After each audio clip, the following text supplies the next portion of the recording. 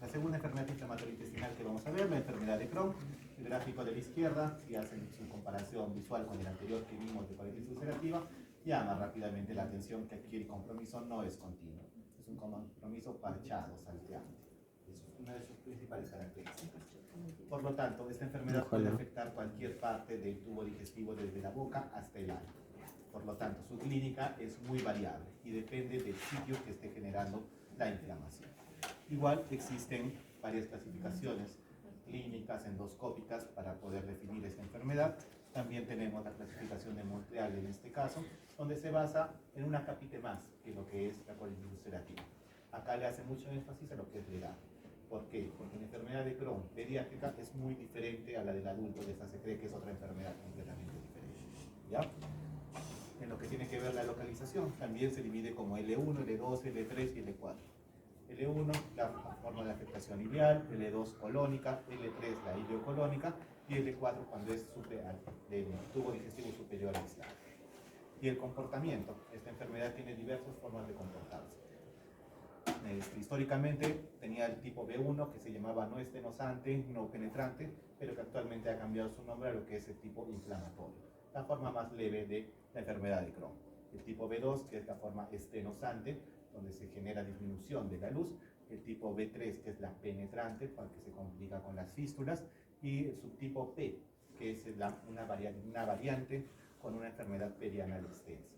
¿Por qué? Porque también el tratamiento cambia radicalmente cuando hay un compromiso perianal extenso en esta enfermedad. Muy bien, entonces vamos a ver con la clínica. Como les dije, depende del sitio donde se esté produciendo la afectación. En este caso, la zona más común de afectación es la ileocolónica. Por eso su diferencial con tuberculosis es nuestro dolor de cabeza. Y para el diagnóstico inicial, cuando se presenta a la emergencia como síndrome doloroso, es el dolor de cabeza de los cirujanos para el diferencial con la apendicitis, ¿no? ¿Cuál es su presentación clínica típica? Es un dolor abdominal cólico recurrente en fosa ilíaca derecha asociado a diarrea. Este dolor generalmente es postprandial, mejora con la defecación. Y cuando se presenta de manera muy súbita la primera presentación de este dolor, su diferencial con apendicitis es muy difícil en ocasiones. Por eso pueden someterse a la operación y después de la operación siguen con el dolor, porque nunca fue el apéndice la causa, sino la inflamación de toda la zona ileocolónica. También se puede presentar como una masa palpable a nivel de la fosa ilíaca derecha y también se termina confundiendo como un plastrón apendicular. Vuelve a entrar a la sala de operaciones y ven que al final no era un plastrón apendicular, sino una perforación que vino desde la zona ileocológica. Y también puede presentarse en esta zona como estenosis intermitente. Como ven, la zona de unión entre ilion y colon, la zona de la válvula ileocecal, si han visto colonoscopías algunos de ustedes, ven que en la zona final de lo que sería el intestino del lado derecho, donde está el ciego, antes del ciego, poquitito antes, tenemos la válvula ileocecal a la izquierda. Para ingresar en esa zona se tienen que hacer varias maniobras, porque no está recta, está de costadito. Entonces, esa zona, anatómicamente, al no estar recta, es muy favorable a que tenga procesos de obstrucciones y estenosis. En este caso, la presentación se puede ver así. Antes, cuando no teníamos exámenes tomográficos o de resonancia, se hacían exámenes radiológicos, como este que es un tránsito intestinal, de intestino delgado, todo esta maraña es el intestino delgado, el yeyuno, todo esto. Y aquí estamos llegando a la zona final, que es el ilio. De acá debe continuarse hasta la zona de acá, que sería el colon, donde está el ciego. Como ven, esta zona está completamente disminuido su calibre. Antes, esta manifestación clínica de la placa radiográfica era indicativo de operación en la enfermedad de Crohn, porque lo consideraban una estenosis dominante y por lo tanto hay que retirarle toda la zona ileal. Esto se vio a largo plazo que comprometía mucho tanto la morbilidad como la mortalidad de esos pacientes. Aquí hicieron estudios de seguimiento. ¿Qué pasa si es que no lo opero? Si intento otros tratamientos. Y vieron que justo esta zona en la que se veía en estas imágenes, a que le llamaron el signo de la cuerda, no se presentaban como estenosis. Al momento de cortarlo y llevarlo al patólogo, el patólogo decía, bueno, solo hay inflamación, solamente está edematizada la mucosa, no hay un aumento de tejido fibroso. Entonces las operaciones eran insulsas en ese contexto. Por eso, en la actualidad, cuando hay la sospecha de una estenosis de esa zona, se sacan exámenes radiológicos, como este. Si se ve este signo de la cuerda, hay una chance de que sea simplemente un proceso inflamatorio, no estenosante de esa zona. Solo que por por su presentación anatómica, es que presenta mucho riesgo de estenosis. Se inicia un tratamiento inmunosupresor potente, baja rápidamente la inflamación mucosa y esta zona se abre. Y ya mi paciente se salva de una operación innecesaria en este momento. Como van a ver, esta enfermedad, al afectar desde la boca hasta el ano en diferentes momentos de su vida, si nos ponemos a cortar cada segmento que va a verse afectado con alguna posible indicación, al paciente lo vamos a dejar sin tubo digestivo en unos 15 o 20 años. Por eso el objetivo actual del tratamiento quirúrgico de toda la enfermedad inflamatoria intestinal es evitarla al máximo, especialmente en la enfermedad de Crohn, solo cuando tiene una indicación precisa dar el tratamiento quirúrgico. Eso con la zona más común de presentación, que es la ileocolónica. La segunda zona que se puede presentar es el intestino delgado. Aquí el comportamiento ya no es tanto estenosante, sino más penetrante. La forma clásica de presentación es la de malabsorción. ¿Por qué? Porque se generan fístulas entre asas intestinales e incluso entre asas intestinales incolónicas y con otras estructuras, con la vejiga, con el útero e incluso con la piel. Entonces, este intestino delgado comienza a tener bypass, acortamientos. Hay zonas por donde la comida ya no va a pasar y por lo tanto no se va a absorber y el paciente ingresa en un cuadro de malabsorción crónica. Y así es como se presenta, especialmente con lo más llamativo en la clínica, que es la esteatorrea, ¿no? Que el paciente venga porque se ha bajado de peso y sus heces flotan. La forma clásica de presentación. Uno le hace el estudio y encuentra déficit de todos los tipos en estos pacientes. Anemia por déficit de fierro, de ácido fólico, de vitamina B12, hipoalbuminemia, hipocalcemia, que incluso en ocasiones los pacientes debutan con fracturas vertebrales, hitomagnesemia, hiperoxaluria, que terminan debutando con cálculos difíciles a nivel de los vasos renales, deficiencias de vitaminas específicas como la pelagra, con el déficit de niacina o de las liposolubles. Es decir, cualquier tipo de déficit puede desarrollar estos pacientes. Por eso su soporte nutricional tiene que ser avanzado. Existen especialistas en nutrición solo en enfermedad inflamatoria intestinal, porque es muy difícil el manejo cuando el compromiso es a nivel intestinal. Bueno, intestino delgado, como pueden ver en la imagen de acá, de otra. Hay otra que es del 505, pues.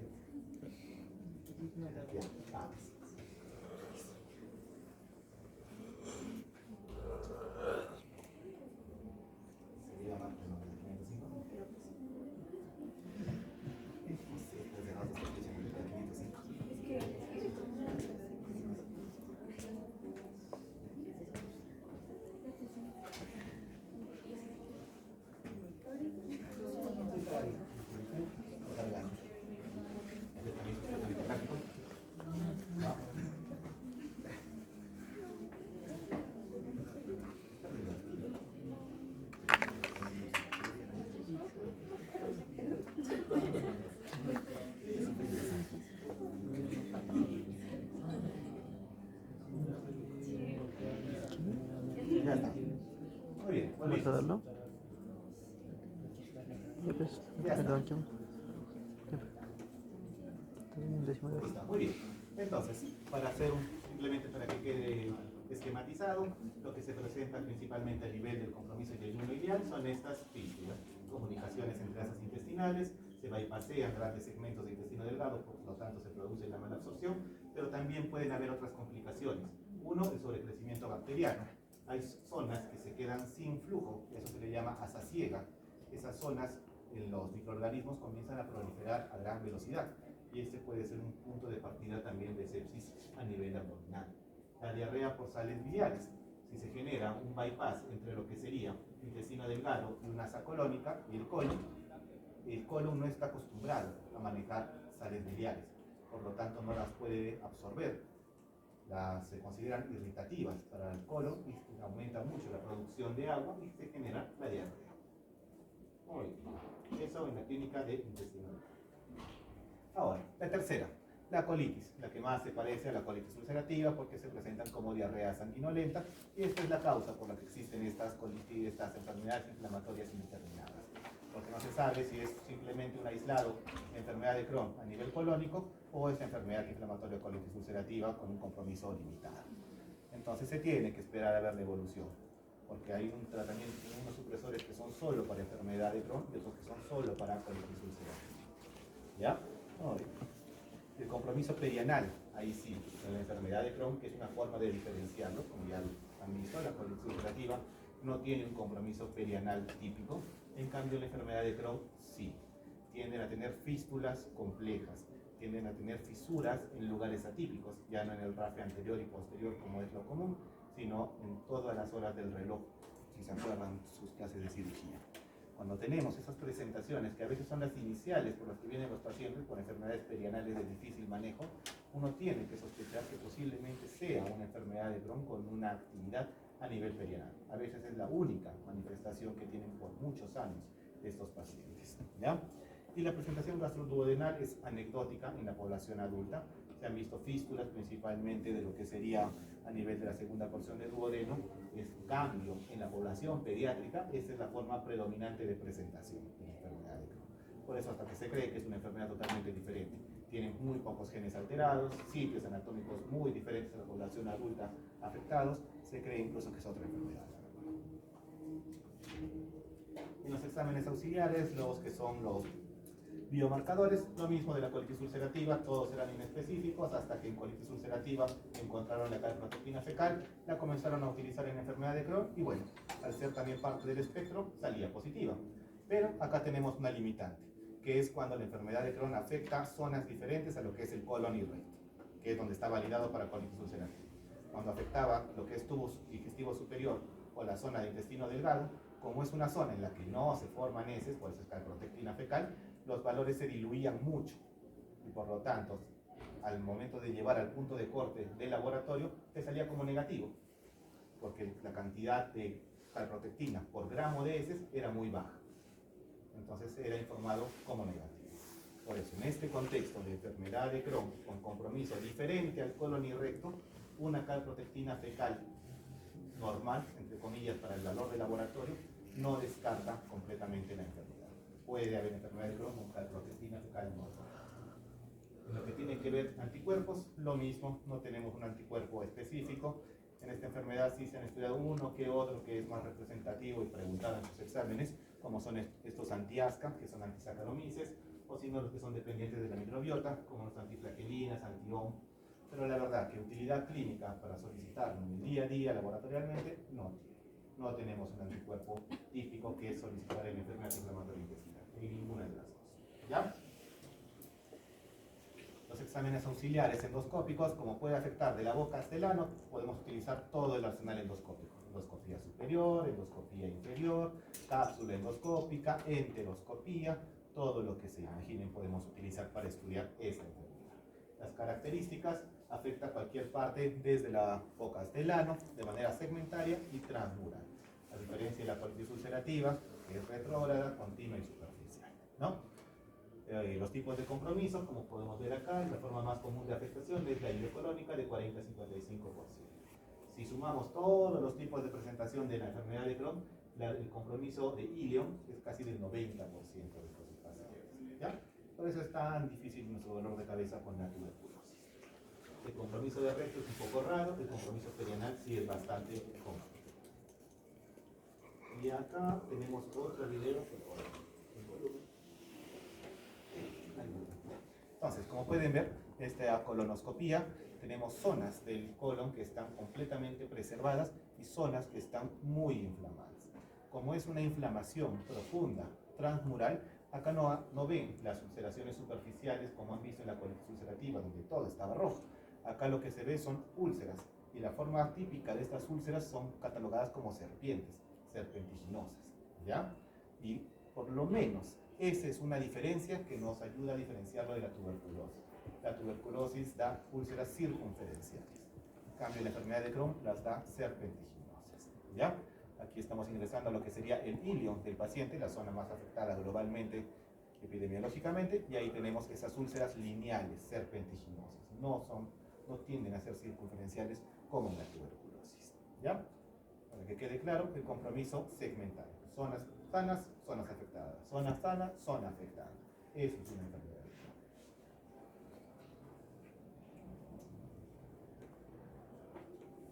Muy bien. Y ahora, la biopsia. ¿Qué es lo que vamos a encontrar en los reportes de anatomopatología? Por el tipo que hemos visto fisiopatológico de patrón TGF rico en interferón gamma, lo común, bueno, lo característico, no común, lo característico de encontrar en esta enfermedad son los granulomas. Ahora, ¿cuál es el problema? Como esta es una inflamación transmural y profunda, este hallazgo típico del granuloma está en la profundidad de la lámina propia o más profunda. Las biopsias que se toman regularmente en los procesos endoscópicos son superficiales. Entonces, en pocas ocasiones logramos encontrar los granulomas en las biopsias endoscópicas. Ya cuando se hace una resección más amplia e incluso quirúrgica, ahí sí encuentran gran cantidad de granulomas en todo el espesor de la pared. Pero a lo que tenemos acceso de manera rutinaria, que son las biopsias endoscópicas, lamentablemente en muy pocas ocasiones encontramos el típico granuloma. Por eso, la ausencia de granulomas en el contexto que estoy estudiando una posible enfermedad de Crohn no me lo descarto, porque puede que esté ahí, solo que más profundo y no llego a encontrarlos. Cuando ya logro encontrar un granuloma, para diferenciarlo de la tuberculosis, sencillo, por la presencia del calcio. Lo que es la tuberculosis tiene ahí su centro gaseoso y el granuloma del Crohn no tiene un centro gaseoso. ¿Ya? En lo que tienen que ver las imágenes, esta es una enfermedad de la que se utiliza mucho lo que es enterotomografía o enteroresonancia, que son protocolos diferentes de los resonadores y tomógrafos. Lo bueno que desde hace unos años acá en Arequipa ya tenemos la posibilidad de solicitar estos estudios de reconstrucción intestino delgado para estos pacientes, porque es la única forma de verdad de ver fidedignamente las fístulas, por ejemplo, entre asas intestinales. A veces la enteroscopía no puede lograr evidenciar estos pequeños orificios entre asas intestinales. Y más aún, como esta es una enfermedad con tendencia a la estenosis, un compromiso estenosante, las cápsulas endoscópicas en la gran mayoría de veces no se le administran al paciente por el riesgo de retención, que se quede retenida la cápsula y tenga que operarlo para sacarle la cápsula. Entonces, por eso es que las imágenes transversales de reconstrucción de intestino delgado han tomado gran importancia en esta enfermedad. Y una bastante interesante, aunque su utilidad es más en Europa, la verdad, ahí es donde tienen más estudios de esto, es la ecografía intestinal. Y ahora me dirán, si la ecografía, su peor enemigo es el aire, ¿cómo es posible que me sirva para ver el intestino? Y la cosa es que lo han validado haciendo estudios en la zona más afectada por la enfermedad de Crohn, que es el ilio, que está en la fosa ilíaca derecha, la zona del ciego está hacia la pared anterior, más accesible, y aprovechando estudios diferenciales que hicieron con pacientes sintomáticos buscando patología apendicular para operarlos, vieron que típicamente podían ver el ilio, cosa que en pacientes normales no se puede ver. Pero en estos pacientes, como tienen tanta inflamación y es transmural, el ilio era visible ecográficamente. Y por eso es que lo validaron. Puede hacerse ecografía intestinal de ilio, y si la logro ver, es porque está tan inflamado que es compatible con enfermedad de Crohn. Las complicaciones de esta enfermedad, dependiendo del fenotipo con el que se presenten, en la inflamatoria puede presentarse con sangrados significativos, si es la estenosante como obstrucciones, si es la fístula penetrante como perforaciones o como fístulas. Dependiendo de cualquiera de estos comportamientos es que se presentan sus complicaciones.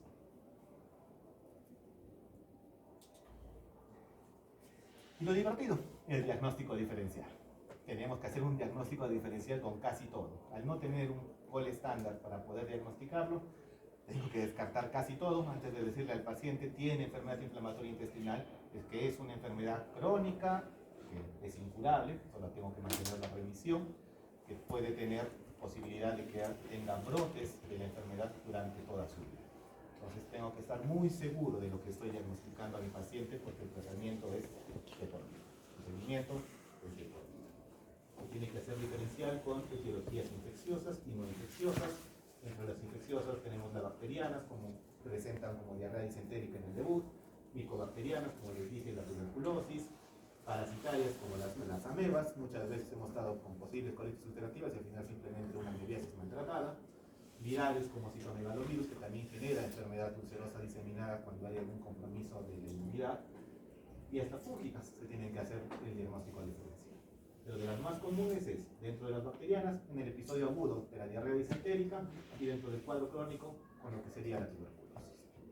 Y de las causas no infecciosas, las inflamatorias, un síndrome doloroso de fosa ilíaca derecha, diferencial con apendicitis. Linfosis de aquí izquierda, diferencial con diverticulitis.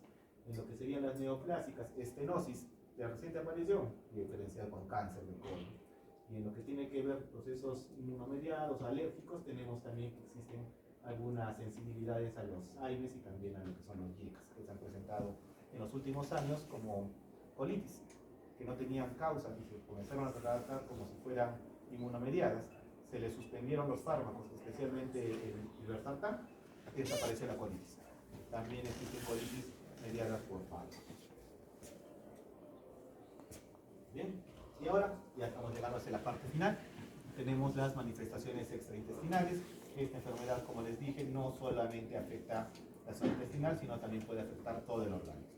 De manera global, las más comunes son las articulares y en nuestra zona son las dermatológicas. ¿Qué es lo que tienen que saber de las manifestaciones extraarticulares? Sus comportamientos. Si son manifestaciones dependientes de la actividad del intestino o independientes. Si son dependientes, yo le doy tratamiento al grado de inflamación que tenga en el intestino y mejora la manifestación extraintestinal. Si son del tipo independientes, incluso pueden requerir tratamientos tópicos, porque la inmunomodulación sistémica que yo le voy a dar para su intestino no le va a hacer ningún tipo de efecto. Por ejemplo, de las más comunes, que son las articulares, cuando afecta a las articulaciones periféricas, es mucho más probable que sean dependientes de la actividad inflamatoria del intestino, a diferencia de cuando afecta lo que sería la espina central. Por ejemplo, acá tenemos la sacroileitis. Cuando tenemos sacroileitis, es mucho más probable que sea independiente de la actividad de la enfermedad. ¿Ya? Eso de las reumatológicas. En lo que tiene que ver las dermatológicas, se puede presentar de esta forma, siendo las más conocidas el eritema nodoso. En dermato de repente habrán visto, porque es bastante frecuente encontrar esta patología.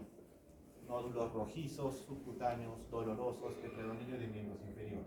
Generalmente es dependiente de actividad de la enfermedad y mucho más asociada a la enfermedad de Crohn. A diferencia de esta manifestación de acá, que es el pioderma gangrenoso, que tiene una manifestación generalmente inconcluso, independiente de la enfermedad inflamatoria intestinal, que hasta manejo quirúrgico puede requerir para poder liberar esa zona. Otras manifestaciones, tenemos algunas dermatosis dependientes de polimorfonucleares, como esta que tenemos acá. Tenemos presentaciones de Crohn en zonas alejadas del tubo digestivo, que se les llama Crohn metastásicos. Como pueden ver aquí, en la cavidad bucal, a nivel de la encía, ¿se acuerdan del video del intestino, donde teníamos las úlceras como serpientes serpentiginosas? Lo mismo ven acá, miren esta úlcera que se presenta aquí como una serpiente.